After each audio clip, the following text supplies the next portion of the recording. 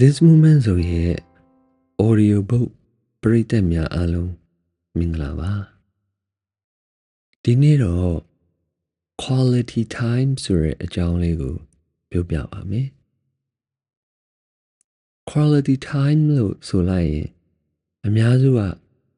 ကိုချစ်တဲ့ခင်တဲ့လူတွေနဲ့အတူတူရှိနေခြင်းမျိုးကိုပဲအလွယ်ထင်လေးရှိကြတယ်အတိုင်းအတာတစ်ခုထိတော့မှန်ပါတယ်အတူရှိနေခြင်းဆိုတာကိုစိတ်ကိုကိုယ်ပါအတူရှိနေခြင်းဆိုရင်ပိုပြီးမှတောင်ပြည့်စုံမှန်ကန်ပါမယ်အများစုကကိုယ်ချစ်တဲ့သူခင်တဲ့သူမိသားစုဝင်နေနဲ့အတူတူရှိနေကြတဲ့အခါကိုယ်ခန္ဓာကပဲရှိနေပြီးစိတ်ကတခြားရောက်နေတာမျိုးတွေဖြစ်လေရှိတယ်လေအခုခေတ်လို့ smartphone တွေအစရှိတဲ့ဆက်တွေ့ရေးပစ္စည်းမျိုးစုံပေါ်များတဲ့ခေတ်မှာဆိုရင်ပိုဆိုးတာပေါ့လူရတာမိသားစုနဲ့ရှိနေပေမဲ့တခြားသူတွေနဲ့စာနဲ့တော့၎င်းအတန်နဲ့တော့၎င်းဆက်တွေ့နေရင်အချိန်ကုန်ကြရတယ်အလုံးကိစ္စတွေလည်းပါမှာပေါ့ကိစ္စများများလူတို့ပေါင်းဆိုတော့အဲ့ဒီလိုကိုယ်သာရှိပြီးစိတ်ရှိမနေတဲ့လူမှုပေါင်းတင်ဆက်ဆံရေးတနည်းအားဖြင့်ကိုယ်ပေါင်းစိတ်ခွာဖြစ်နေတဲ့အမျိုးကရေရှည်မှာတော့ထိခိုက်မှုတွေများလာလေရှိတယ်။ပေါင်းတင်ဆက်ဆံရေးမှာရောစိတ်ကျန်းမာရေးမှာရောနှမျိုးလုံးထိခိုက်လာပါတယ်။ပေါင်းတင်ဆက်ဆံရေးမှာတော့သိတာပဲမဲ့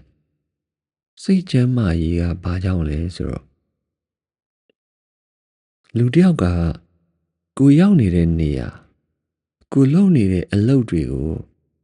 မသိဘူးဆိုတာစိတ်ဖြစ်စီမှုများနေလို့ဒါမှမဟုတ်စိတ်ကနာမငြိမ်နေလို့ stress တွေများနေလို့ဖြစ်တာပါစိတ်ကျန်းမာရေးကိုအဲ့ဓာတွေကထိခိုက်စေပါတယ် quality time ရှိတယ်ဆိုရင်တော့အဲ့ဒီစိတ်ပိုင်းဆိုင်ရာပြဿနာတွေကိုလည်းအများကြီးလျှော့ချပေးတယ်ဒါကြောင့် quality time လိုအပ်တာပါတမိုးရှိတဲ့အချိန်တွေကို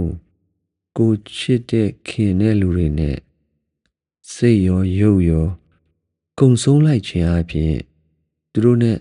ဆက်ဆံရေးမှလည်းပိုပြီးတော့ခိုင်မာလာတယ်တကူကြီးစိတ်ကျန်းမာရေးလည်းပိုပြီးကောင်းမွန်လာပါတယ်အဓိကကတော့အနားယူချိန်တွေပိုရလိုက်လို့ပါစိတ်ဖြစ်စီမှုတွေစိုးရိမ်ပူပန်မှုတွေဖြစ်စေတဲ့အဲ့ဒီစိတ်ဖြစ်စီမှုတွေကိုဖြစ်စေတဲ့အရာတွေနဲ့ကင်းကွာနေစေတယ်စိတ်တွေလည်းပူပြီးတည်ငြိမ်နေတဲ့သဘောပေါ့အဲ့ဒီလိုစိတ်နဲ့ရုပ်တရားတွေဖြစ်နေအောင်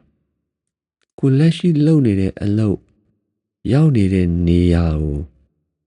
ထပ်တူတိစိတ်ဖြစ်နေအောင်လို့တတိရှိခြင်းလို့ခေါ်တဲ့ mindfulness ပါမှလုပ်နိုင်ပါတယ်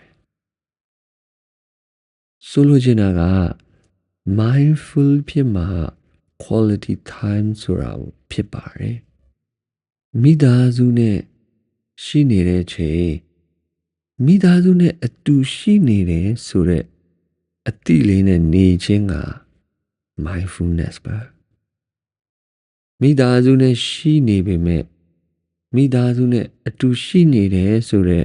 တတိမရှိပဲအလုပ်အကြောင်းအခြားအကြောင်းတွေကိုအာရုံရောက်နေခြင်းဆိုရင်တော့ mindfulness မဖြစ်နေခြင်းပါဒါကြောင့် quality time ဖြစ်ဖို့အတွက်တတိရှိရှိနဲ့